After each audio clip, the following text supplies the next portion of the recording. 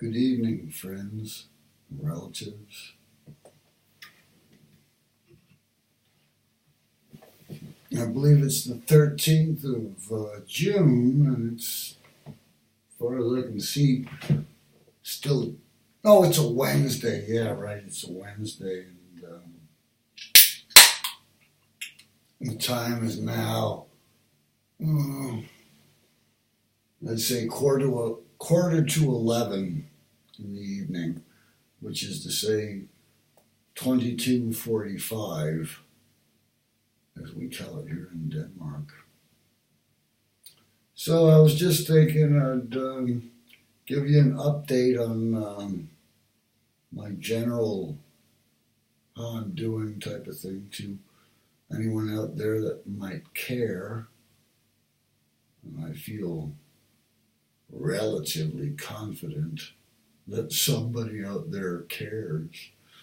Well, I certainly care. And I care about a lot of other people too, And no, I'm feeling relatively cared for. And I mean, Stephan, for crying out loud, he comes over once in a while just to see if I'm still alive. That warms the cuckles of my heart. I have to say that. And of course Ronnie too, and Schmidt and all the others, wonderful things. Oh yeah, right, and of course Mikkel, Spaz Jeep, Rascal Rider Mikkel with the little car and all the rest. He comes often over and checks me out and sees if I'm still breathing. For the most part, I am.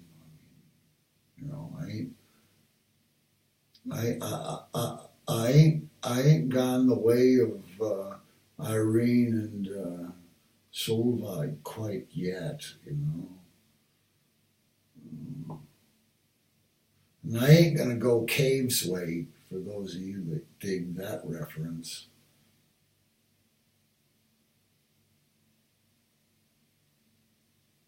Oh yeah, what was it?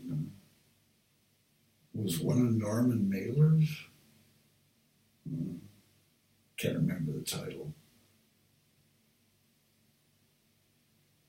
John Cave, well, it was JC anyway, who advocated that, he was an embalmer, what do you call it, one of those guys that take care of getting rid of dead bodies when they've expired and all that.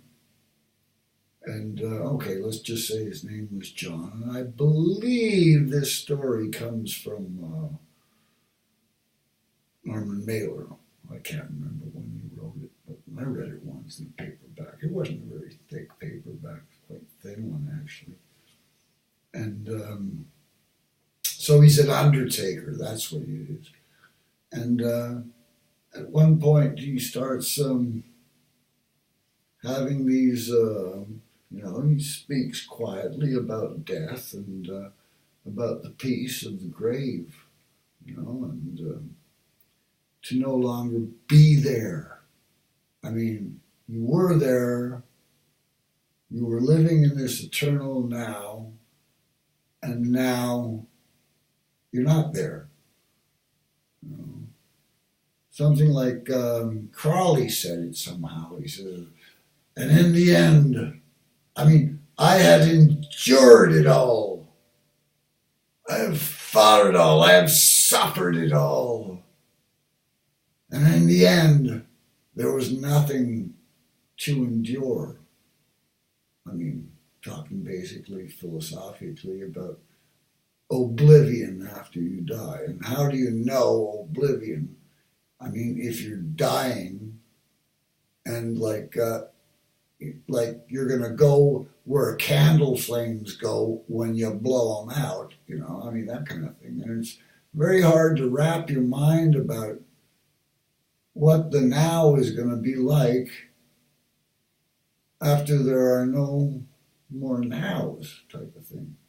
Well, okay, I'm just here to tell you. Say this happens to me on a daily basis. I climb upstairs I fucking struggle to get my goddamn jeans off and flop into bed, and suddenly I am no longer there. I'm just not there anymore. But then suddenly I'm there again. Maybe with a headache or a hangover or whatever the hell, but the thing is, I'm there again. And there's something in that says, oh no, not again. But then again, there's something else that seems to tell me, gee, what the fuck was it? Where the hell was I a second ago? I seem to have been in this weird dream world where many of my, dead friends and relatives seem to live there. My brother is there. So anyway, in this, there's a lot of elements to these things that, that I wake up and sometimes, I realize that I'm dreaming them. It's sort of a waking thing. Nothing I have any sort of control about. It's just, consciousness wandering. But the thing is, I do know oblivion, and it happens on a daily basis. Oblivion. My mind craves oblivion. Please give me oblivion. And it makes you kind of wonder what it must be like to put a pistol to your fucking forehead and squeeze the goddamn and blow your goddamn brains out. Now, I am not advocating anybody to ever blow their brains out. I think we're here to suffer and suffer till the end, until there is nothing left to suffer. And nothing is probably going to be the hard part, I claim, and I have done so for many, many years, I claim to have prenatal memories, if you will. They probably can be explained away in many ways, and there are probably people that are a lot cleverer than I, but I will share this little piece of information once again on, existence, non-existence, pre-existence, post-existence. What's that all about, I know I am here right now. And that's the way all of us basically have lived our lives. I'm not, well, maybe I am, but the thing is, contemplating the future, whatever the hell that is. The past, I recall.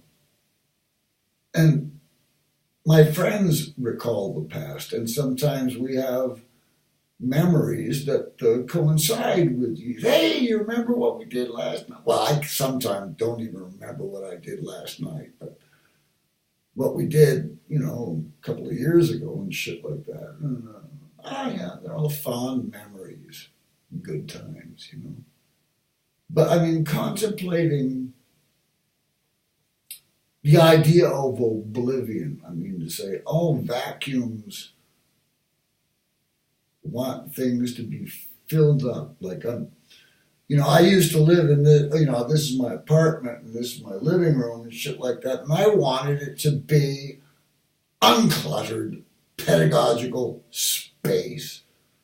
And sure enough, didn't take a week or so before friends and well-meaning acquaintances started stuffing it with all kinds of shit, man. You can't swing a cat here anymore. But okay, I digress. Talking about consciousness and oblivion and what the hell that means. Anyway, I think I lost the thread, but I'll probably be back with you quite shortly. As it is still, oh, wait a second, I might as well, now I remember. Okay, what have I been doing in the last 24 hours or whatever, And Well, I mean, say, we've been hanging out at Schmidt. There's Stephan come around. We've been jamming and trying to some measure of what any ordinary human being living in this culture at this particular period in time would remember in the way of songs. And so, I mean, you know, my generation, they all know the Beatles and Stones and who knows what. And then the young kids come up and, you know, and some of them we recognize. And then it's all about this, you know, blah, blah, blah, shit that I didn't. I mean, my old man didn't want to listen to the Beatles when I was a kid. And he was a goddamn musician, you know, piano player, definitely right into this, you know, Latin American beat, Sergio Mendes, that kind of stuff. Like, you know, he played all over the place. But, yeah, right. Can't remember what I was talking about. Oh, yeah, right. Well, this whole thing about, you know, finding out what do we have in common musically. And, like, I like to sit in a bar with a lot of people my own age, 65, and, like, they remember all the same crap that I do. I mean, Deep Purple, all the rest of it, you know. So it's cool hanging around there having a beer with people your own age, you know. But okay, I digress. What I want to talk about, or what I wanted to say anyway, was like singing is the best fun you can have with your pants on, I'm telling you, man. And like sitting over with Schmidt and jamming with Stephan, you know, friend of Hans Carl's and all the rest of it. And like just, oh yeah, I remember, oh, you know the words, yeah, right, you know, just waking the old memory X and all the rest of it, you know, but yeah, I think it's fun. Oh yeah, right, okay, last item on the list, and then I'll shut up and go to bed, was I have been listening to, and I know it was one of Hans Carl's favorites, this band, The Shadows. I can't remember the name of the guy that used to play the lead, but The Shadows led the fucking front of what we later on, I don't even know when they came out, but I've just been listening to their first album and how much it was, you know, what the flying fuck, I mean, say, yeah, right, improvisations on the same theme, reiterations, you know, you could call it, about what they were doing. And like, this is before some of their chief legendary music that came to stick and will probably forever be in the human cultural history, because this was the first really electric band that demonstrated what you could do with an electric guitar. And the world went just wild, man. So that's one thing worth noting. Any ideas that I'd like to leave you with? Yeah, right. Maybe about consciousness and being here and all the rest of it all. I don't know if I told you about that thing that I've been to the doctor and he told me that I'm doing pretty good, even though I smoke 40 cigarettes a day and drink, I have no idea how many beers, and eat very sparsely because I've got what my mother called my alcoholic's natural desire for food, let's just put it like that. Oh yeah, right, okay, I'll say it in Danish. Ja, min alkoholikers naturlige mad. Now you figure that one out. Yeah. Oh, goodness. My mother used to say such a lot of good things to me. But still I find myself saying, gee, I wish I listened to what my mother always said. And of course, the answer being, I don't know. I wasn't listening. Okay, last thoughts here. I've been discovering how useful audio books are. So I've been listening to this guy read Catch-22 to me. I read it when I was a younger guy, and they even tried to make a movie out of it, with Orson Welles, no less, and a lot of other good guys. And it was fascinating because I didn't have to sit here looking at it while I was listening to it. I could get off my ass and go do the dishes and try to pick up all this shit and empty the ashtrays around here. Okay, I'm going to cut off here. I'm eating yogurt, and it's good, although it doesn't mix well with morning beer. Oh yeah, and I'm collecting all my Underberg capsules for Mikkel. I'm going to get him a car or one of those little. Okay, thanks for today. Signing off. Fuck you all. I love you all. See you next time.